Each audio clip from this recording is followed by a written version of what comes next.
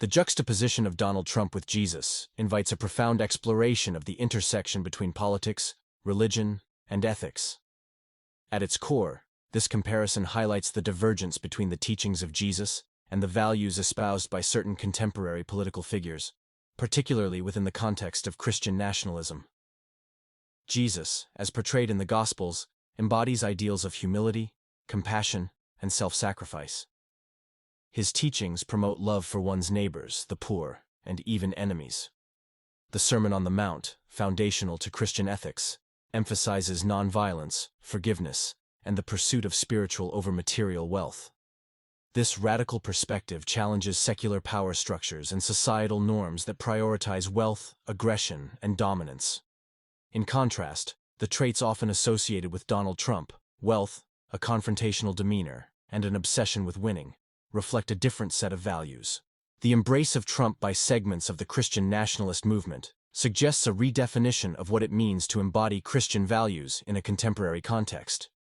This redefinition may be viewed as an alignment with temporal power, material success, and a willingness to adopt a combative stance in the face of perceived threats to a cultural or religious identity.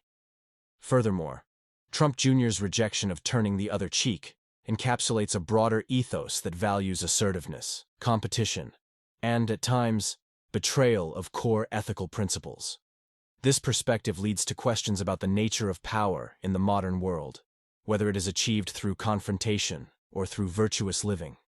In philosophical terms, this divergence sets up a classic ethical debate.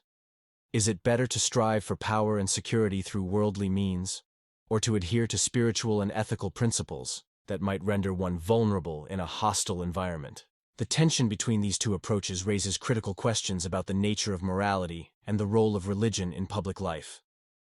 Ultimately, this comparison serves as an invitation to reflect critically on the values we prioritize and the figures we choose to represent those values. It suggests a need for an ongoing dialogue within Christianity about what constitutes true discipleship and how its teachings can be faithfully enacted in a complex and often contradictory world. The exploration of these themes can deepen our understanding of both the philosophical underpinnings of moral behavior and the socio-political landscape of contemporary society.